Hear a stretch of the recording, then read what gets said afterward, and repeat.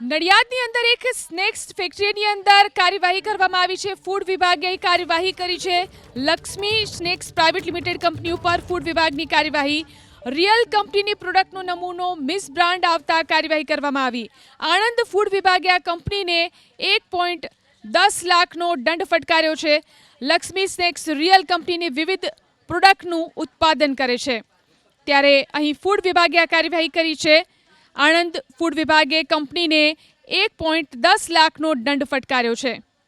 તો લક્ષ્મી સ્નેક્સ નામની કંપની ઉપર આ કાર્યવાહી.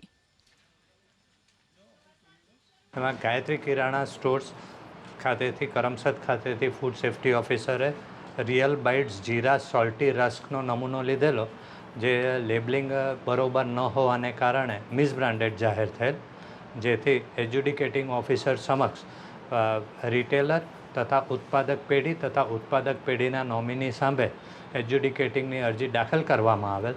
જેમાં એજ્યુડિકેટિંગ ઓફિસર અને નિવાસી અધિક કલેક્ટર સાહેબશ્રીએ એ કેસ ચલાવી એમાં વેન્ડરને 10,000નો દંડ તથા ઉત્પાદક પેઢીના નોમિનીને 10,000 ને ઉત્પાદક પેઢીને 1 લાખ રૂપિયા, એમ કુલ 1 લાખ રૂપિયા 1,20,000નો દંડ કરવામાં આવેલ છે.